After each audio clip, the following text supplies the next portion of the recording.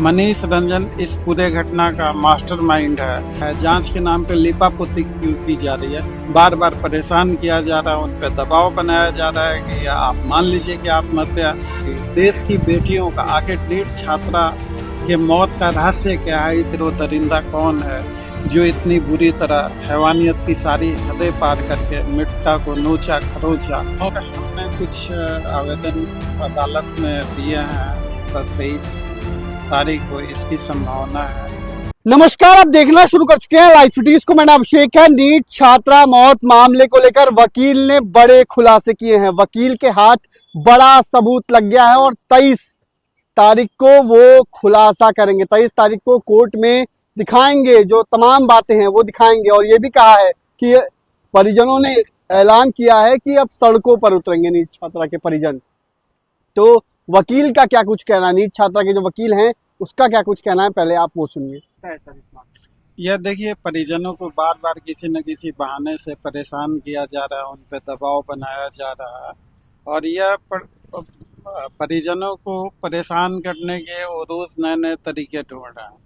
अदालत में ये मुख्य अभियुक्त जो मनीष रंजन है उसके बारे में कहते हैं लिखित में कि इनको जमानत दे दी जाए, उन्हें कोई आपत्ति नहीं। मनीष रंजन इस पूरे घटना का मास्टरमाइंड है। वो घटना के बाद से अपने घर से फरार था। क्यों फरार था? वो किन लोगों के संपर्क में था? जिन लोगों के संपर्क में था उनका लोकेशन क्या था? बार बार वो पुलिस को गुमराह क्यों कर रहा था मनीष रंजन? परिजनों के द्वारा मनीष रंजन को थाने में, हॉस्पिटल के बाहर देखा गया। अगर मनीष रंजन मुख्य अभियुक्त है, उसके मोबाइल की फॉरेंसिक जांच होनी चाहिए थी। वो फॉरेंसिक जांच आज तक नहीं हो पाई। हॉस्टल के जो कर्मचारी थे वो किन लोगों के संपर्क में थे? घटना वाले दिन जिन लोगों के संपर्क में थे उन लोगों का लोकेशन क्या था? इन बिंदुओं पे जांच होनी चाहिए।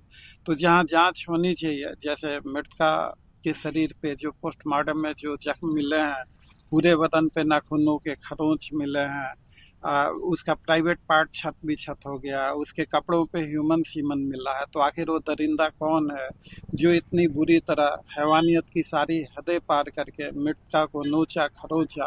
अब पुलिस को जांच उन चीजों पे करनी चाहिए। डॉक्टर को बुलाया गया था, डॉक्टर जो प्रभात मेमोरियल हॉस्पिटल के डॉक्टर, उस बारे में हमें कोई जानकारी नहीं है। प्रभात मेमोरियल हॉस्पिटल से भी डॉक्टरी के तमाम कागजातों के संदर्भ में पूछताछ करना चाहिए। इसमें गौरतलब यह बात है कि मृतका को सबसे पहली बार शायद सर्जरी हॉस्पिटल में ले जाया जाता है। वहाँ पे बेहोशी का कारण ठंड लगना बताया जाता है। 3 साढ़े 3 घंटे इलाज चलता, 5 पानी की बोतलें चढ़ती हैं और भी दवाइयाँ दी जाती हैं। तो वहाँ पे बेहोशी का कारण ठंड लगना था।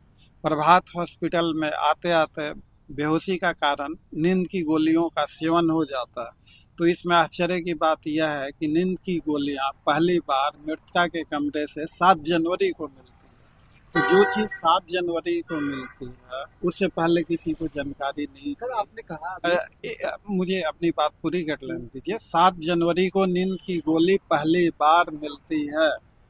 सफाई हॉस्टल के सफाई कर्मचारी जब मृतका की तबीयत 6 तारीख को खराब होती है, बेहोशी की हालत पहुंचाया जाता। तो नींद की गोली, अगर कोई आत्महत्या करेगा तो आमने सामने बिखरा पड़ा होगा। आत्महत्या करने के बाद कोई भी पीड़ित नींद की गोली को छुपा के बिछावन के नीचे नहीं रखेगा।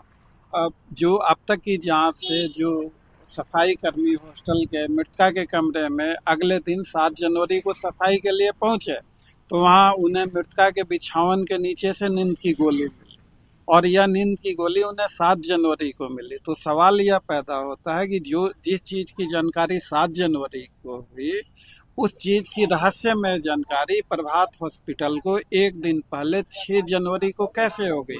उन्होंने अपनी पुलिस को जो इंटीमेशन दिया है, जांच रिपोर्ट दिया है, उसमें उन्होंने लिखा है suspected case of opioid poisoning. तो यह ओपियाइड पॉइजनिंग की बात प्रभात हॉस्पिटल को किसने बताई? कोई मेडिकल सिम्टम वैसा नहीं दिख रहा। पहले जो सहज सर्जरी में लेके जाया गया था वहाँ बेहोशी का कारण ठंड लगना बताया जा रहा। तो इन चीज़ों, और अगर मान लीजिए प्रभात हॉस्पिटल की बात थोड़ी देर के लिए मान भी ली जाए, उन्होंने ओपियाइड पॉइजनिंग की बात भी लिखी है, तो 6 तारीख को क्यों ही क्यों ना यूरिन टॉक्सिसिटी उसकी स्क्रीनिंग की जांच की गई, क्यों यूरिन टॉक्सिसिटी की जांच 2 दिनों के बाद यानी कि 8 तारीख को की गई, और अगर जांच में यह कन्फर्म भी हो गया यूरिन टॉक्सिसिटी में कि बेंजोडाइजिपिन और ओपिएट मृतका ने खाया है, तो उसके प्रभाव को रिवर्स करने के लिए जो एंटीडोट क्यों नहीं दिया गया, जो कि नेलोजोन या नार्गन देते हैं ऐसी स्थिति में। अब सवाल यह पैदा होता है कि ऐसे अब तक की जांच में यह बात सामने आई है कि प्रभात हॉस्पिटल के हिसाब से मृतका डिहाइड्रेटेड थी। तो जो प्रत्यक्षदर्शी मृतका को लेकर सबसे पहले सहज हॉस्पिटल पहुंचे थे, वहां वो बता रहे हैं कि उसे 5 पानी की बोतल चढ़ी। तो जब 5 पानी की बोतल चढ़ी तो फिर डिहाइड्रेशन होने का सवाल ही नहीं पैदा होता। तो इन तथ्यों की भी बारीकी और गहनता से जांच होना चाहिए। तो जांच जहां होनी चाहिए, जांच वहां नहीं हो रही है, जबकि मृतक परिवार को, उनके परिजनों को जानबूझकर जांच के नाम से किसी न किसी बहाने से बार बार परेशान किया जा रहा है, उन पर दबाव बनाया जा रहा है कि आप मान लीजिए कि आत्महत्या। मृतक के परिवार के मानने या ना मानने से क्या फर्क होता है, आप स्वतंत्र और निष्पक्ष जांच कीजिए। क्या लगता है अब सुनवाई कब होगी इस मामले में? सुनवाई कब होनी? अब देखिए, हमने कुछ आवेदन अदालत में दिए हैं, उन्हें प्रेस करूंगा संभवतः 23 तारीख को इसकी संभावना है। और आप कुछ पेश करेंगे? जी जी, तथ्यों को पेश किया जाएगा। कुछ आवेदन हमने दे रखे हैं अदालत में, सबूत के तौर पर उसे पेश किया, उन पे अपने साक्ष्य और दलील जो भी हम लोगों के पास है वो कानूनी प्रक्रिया का हिस्सा है। विधि सम्मत जो भी उचित कानूनी प्रक्रिया होगी उसे हम लोग जरूर अमल में लाएंगे। एक चीज़ और मैं बता दूं, कल रात 2 बजे मैं मृतक परिवार के गांव से वापस आया पटना।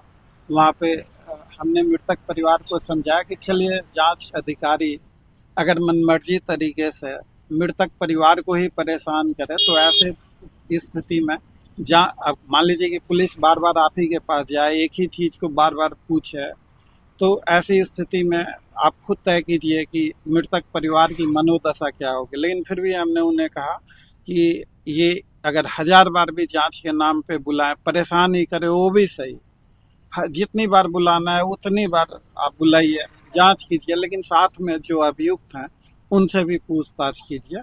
जो पीड़ित परिवार ने तो यह तय किया है कि अब इंसाफ और सत्य की लड़ाई आर पार की होगी, सड़कों पे होगी, देश की जनता के समक्ष होगी। देश की बेटियों का, आखिर नीट छात्रा के मौत का रहस्य क्या है, इसकी सच्चाई क्या है, जांच के नाम पे लिपापोती क्यों की जा रही है, इन तमाम चीज़ों की जो साक्ष्य हैं, जो तथ्य हैं, उन लोगों ने फैसला किया है कि जनता की अदालत के समक्ष रखने का। तो आपने सुना कि नीट छात्रा के वकील ने क्या कुछ खुलासे किए हैं, बड़े खुलासे किए हैं, क्या कुछ होने वाला है, तमाम चीजों के बारे में जानकारी दी है। बने रहिए लाइव सिटीज के साथ, हमारे यूट्यूब चैनल को सब्सक्राइब करिए। फ्यूचर लाइक, धन्यवाद।